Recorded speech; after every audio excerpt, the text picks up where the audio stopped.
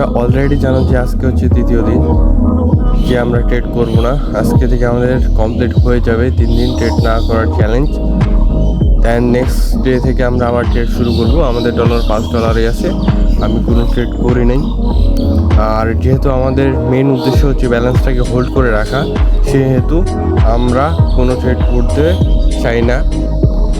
যত ট্রেড কম করব আমরা এই মাসে, তত আমাদের জন্য বেস্ট এবং ভালো হবে। কারণ যেহেতু আমাদের ব্যালেন্সটা হোল্ড করে রাখতে হবে, ওই হিসাবে আমরা আমাদের মানি ম্যানেজমেন্ট অনুযায়ী আমরা যদি মাসে 15 দিনও ট্রেড করি, তাহলে ওভারঅল আমরা প্রফিটে থাকব। প্রফিটে না থাকলেও আমাদের কম সম লস প্রফিট হয়েও $5-6 মতো লস যাবে, কিন্তু তাও আমাদের ব্যালেন্সকে হোল্ড করে রাখতে পারবো, যেটা আমাদের মেন টার্গেট। আর আমরা মানি ম্যানেজমেন্ট শিটে একটা আমাদের রুলসের মধ্যে একটা চেঞ্জ নিয়ে আসি, নতুন একটা রুলস অ্যাড করছি। সেটা হচ্ছে আমরা একদিন ট্রেড করব আর একদিন ট্রেড করব না। অর্থাৎ একদিন ট্রেড করব আর একদিন শুধু রেস্ট। যেহেতু আমাদের মেইন টার্গেট ব্যালেন্সকে হোল্ড করে রাখা, ওই হিসাবে আমি ট্রেডটাকে কমায় নিয়ে আসি।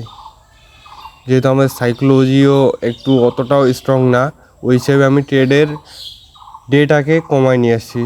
আমরা মাস শেষে 15 দিন ট্রেড করব, তার মধ্যে ওভারঅল যদি আমরা 7 দিনও প্রফিট করি, তাহলে ওভারঅল আমরা লস থেকে প্রফিটে চলে যাব।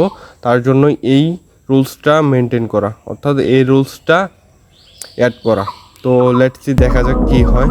আর আজকে হচ্ছে আমাদের ডে 17, আর ডে 18-এ আমরা অবশ্যই ট্রেড করব। যেহেতু ডে 17-এ আমরা ট্রেড করতে পারবো না, আমরা 3 দিনের জন্য ব্রেক নিছি, সেহেতু আমরা ডে 18-এ আবার ট্রেড করব রেগুলারলি ওই রুলস অনুযায়ী, যেখানে আমরা একদিন ট্রেড করব এবং একদিন ট্রেড করব না। তো দেখা হচ্ছে নেক্সট ডেতে।